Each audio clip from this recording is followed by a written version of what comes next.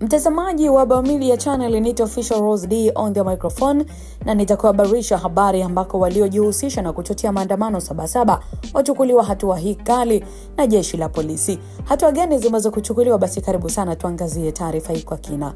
Mamlaka nchini Tanzania zimeimarisha hatua za kiusalama kufuatia maandamano yalikuwa yamepangwa kufanyika siku ya tarehe 7 na ambayo waandamanaji wake walidai yalilenga kushinikiza kufanyika kwa mageuzi ya demokrasia nchini. Kabla ya maandamano hayo kuanza, taarifa zilionyesha kuwa makumi ya watu waliokamatwa katika maeneo mbalimbali, huko vyombo vya dola vikiongeza ulinzi katika sehemu zinazochukuliwa kuwa za kimkakati ili kuzuia vurugu au hali yoyote inayoweza kuhatarisha usalama wa wananchi.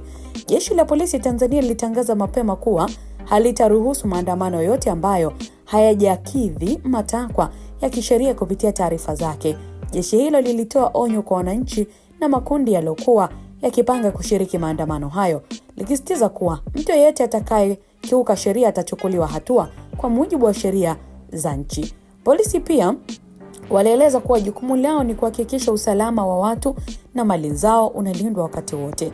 Kutokana na hali hiyo, pia operesheni za kiusalama ziliongezwa katika maeneo mbalimbali, hususan jiji la Dar es Salaam ambako kulionekana kuwa moja ya maeneo yaliyotarajiwa kushuhudia mikusanyiko mikubwa ya watu. Askari walionekana wakifanya doria katika barabara kuu, maeneo ya biashara, vituo vya usafiri na sehemu nyingine muhimu kwa shughuli za kila siku za wananchi. Hatua hizo zililenga kuzuia mikusanyiko isiyoidhinishwa na kuhakikisha shughuli za kawaida zinaendelea bila usumbufu wa aina yoyote. Mbali na Dar es Salaam, taarifa zilieleza kuwa nguvu za polisi ziliongezwa pia katika baadhi ya mikoa mingine ambapo kulikuwa na taarifa za uwezekano wa kufanyika kwa maandamano.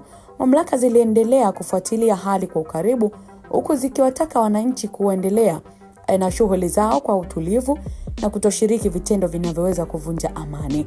Hadi kufikia muda wa taarifa hizi, hali katika maeneo mengi siku ya jana iliripotiwa kuwa tulivu. Shughuli za kiuchumi ziliendelea katika sehemu nyingi, huku wafanyabiashara wakiendelea kufanya kazi na wasafiri wakiendelea na shughuli zao za kila siku, ingawa kulikuwa na uwezekano kulikuwa na uwepo mkubwa wa askari wa polisi katika maeneo mbalimbali.